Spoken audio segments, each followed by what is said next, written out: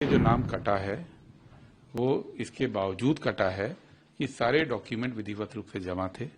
इसके बावजूद कटा है कि 2003 की लिस्ट में नाम था हमारा। इसके बावजूद कटा है कि मेरे पेरेंट्स का नाम भी 2003 की लिस्ट में था और पिछले चुनाव की वोटर लिस्ट में भी था। 2 करोड़ ऐसे वोटर जिन्होंने घर शिफ्ट किया और उनके फॉर्म जमा नहीं थे, उनका नाम कटा। यहां मैं दावा कर रहा हूं कि मेरे पास तो फॉर्म जमा थे, उसकी रसीद भी है, उसके बावजूद नाम कटा। एसआईआर का मकसद ये नहीं था कभी भी कि वोटर जेन्युइन वोटर को एनलिस्ट किया जाए। एसआईआर का मकसद किसी न किसी बहाने से जो वोटर कट सके उनको वोटरों को काटने का था। एसआईआर ने वोटर के ऊपर जिम्मेदारी डाल दी थी कि वो प्रूव करें कि उनका नाम जेन्युइन है कि नहीं। देखिए, जो नाम कटा है वो इसके बावजूद कटा है कि सारे डॉक्यूमेंट विधिवत रूप से जमा थे। इसके बावजूद कटा है कि 2003 की लिस्ट में नाम था हमारा। इसके बावजूद कटा है कि मेरे पेरेंट्स का नाम भी 2003 की लिस्ट में था और पिछले चुनाव की वोटर लिस्ट में भी था। लेकिन इस बीच में चूंकि हमने घर शिफ्ट किया तो बीएलओ का ये कहना है कि वोट काट दिए गए।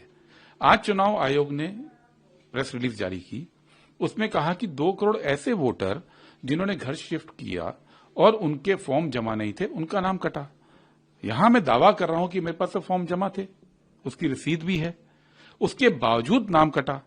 और अब चुनाव आयोग ये कहता है कि ऐसे तमाम लोग जो 2 करोड़ जिनकी संख्या हो सकती है, वो लोग ईआरओ से टाइम लेके मिलें और उनको अपना केस प्रस्तुत करें और फॉर्म 6 भरें। अब सवाल यह है कि ईआरओ एक एसडीएम लेवल का ऑफिसर होता है।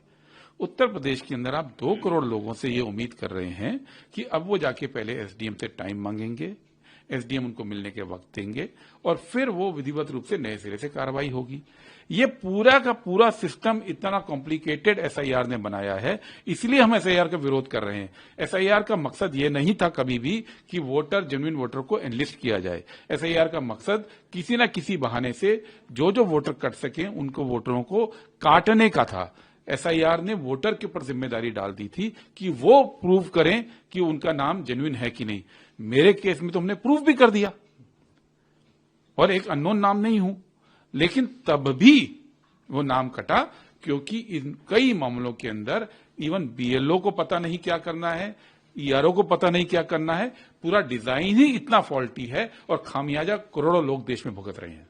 आपने जिक्र किया कि आपने सभी डॉक्यूमेंट्स प्रूफ किए, क्या उनकी कोई रिसिप्ट आप दिखाना चाहेंगे? अगर आपके पास नहीं, दिखाने की जरूरत नहीं है, वो है मेरे पास रिसीट और ईआरओ भी इनकार नहीं करेंगे। अगर आप उनसे पूछेंगे ईआरओ भी इनकार नहीं करेंगे।